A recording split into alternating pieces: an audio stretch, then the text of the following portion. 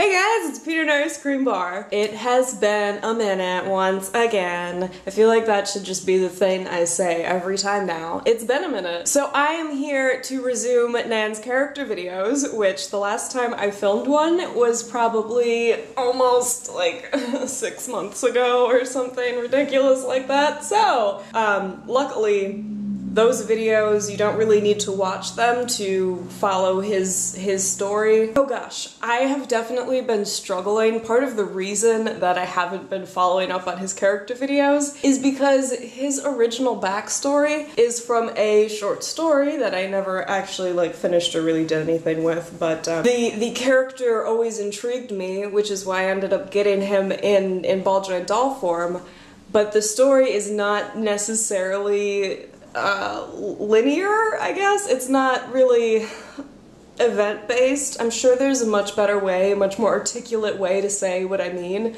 but I'm not doing that. So I'm gonna do my best. Definitely, if you want to catch up on those previous character videos, hopefully they're in that playlist. Otherwise, I will try to remember to link them. It is mostly just backstory stuff, so let's get started.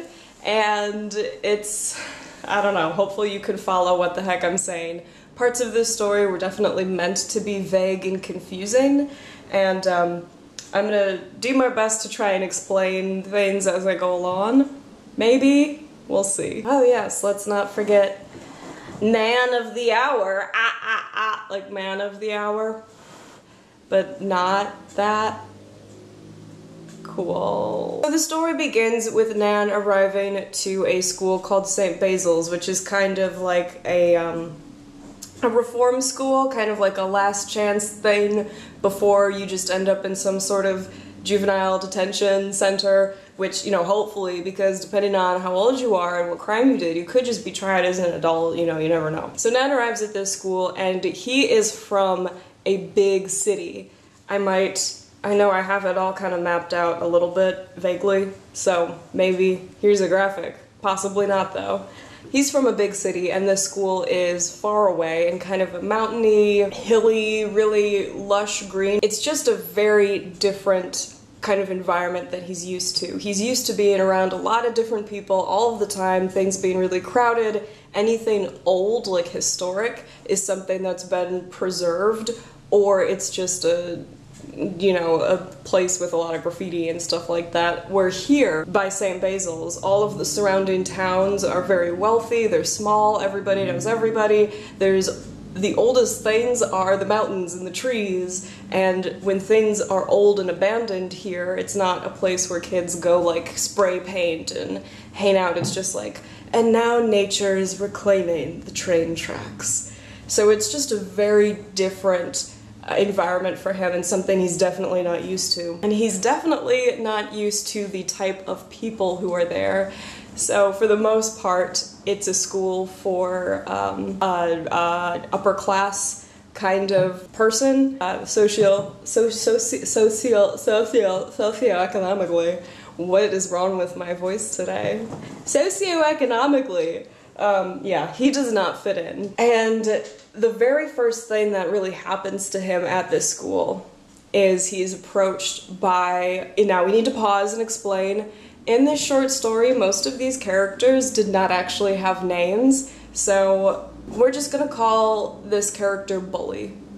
So he's approached by Bully, who says, who tells Nan that he is moving into the haunted dorm on campus, because just like any place where there are people around, something is always going to have some sort of little urban legend. So that's the urban legend on campus, that that room is haunted, and that's the room that Nan happens to go be staying in.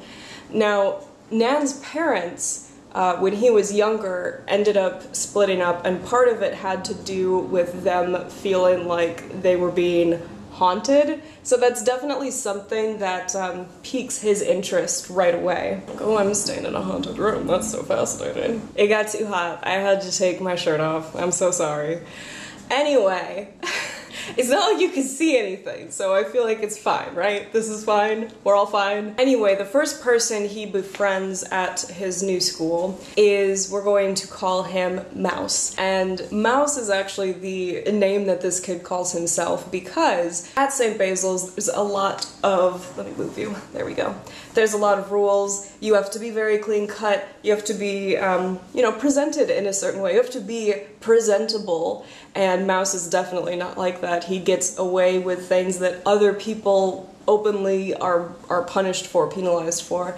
Everyone just seems to kind of ignore him. He just slips under the radar. Other students, teachers don't really care what he's doing or what he looks like, etc. But Mouse has also grown up in this community that Nan is very unfamiliar with, so the two kind of bond as outsiders, and Nan starts to learn a little bit about how he's expected to act. He also is really interested in trying to learn more about the haunting in his room, which Mouse is very hesitant to talk about. He's a very, you know, demure, shy, awkward kind of person who doesn't like scary things. So they're hanging out. The year goes on. The next major interaction is Nan being confronted again by this bully who tells Nan the whole story behind, oh, your room is haunted. So he says that the room is haunted by a student who was killed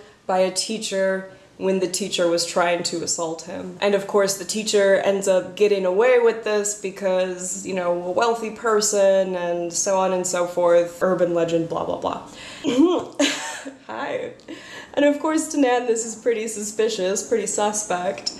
So he goes to the one teacher that he feels like he can speak to is a younger teacher, someone more from his background who's been at this school for a couple of years, so much more integrated in the community than Nan is.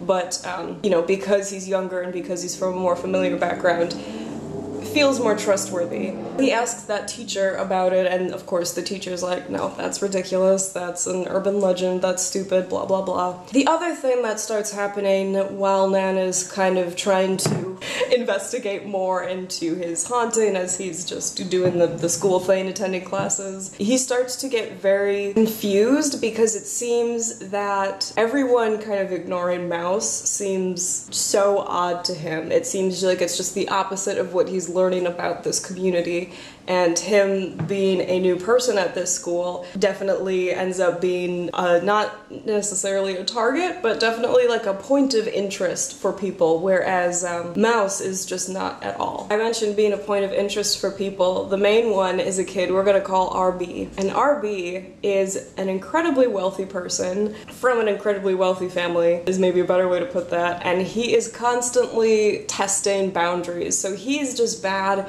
just to see to what point can I be bad and get away with it. And he takes an interest in Nan, finding Nan kind of like a novelty, you know, something new, a little project. Nan doesn't really get how to socialize with these kind of people, so like, let's take him on, let's get him stylish, kind of like Clueless. As he spends more time with Nan, he also tells Nan another version of the urban legend that it was a student killed by a teacher, but it was because the student was blackmailing the teacher for an unknown reason, and it ended tragically. Remembering that this is not the most linear of narratives, the year goes on and Nan starts to become more and more suspicious of the way people treat Mouse. What at first seemed like, oh, people just kind of ignore him, they find him distasteful, really later on in the year, getting toward a holiday vacation for them, starts to become, you know what, really no one interacts with him that I've seen really at all, except for me,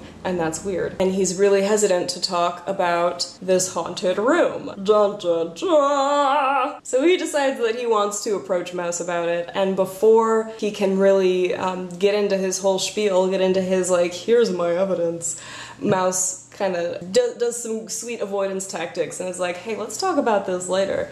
Let's, you know, meet me XYZ. What just happened to your foot? Meet me at XYZ location and we can talk about it later. You know, I've gotta get some stuff. Whatever. You know, it's close to a holiday vacation. It's not a super nice day out or anything. It's not like the place they meet is abandoned. There's just not a lot of people around. And Nan definitely, again, has that feeling of like, why is it that people just seem to like pass him by and not take any notice of him at all? That seems very suspect, very suspicious, very suspicioso. So he's approaching Mouse, and suddenly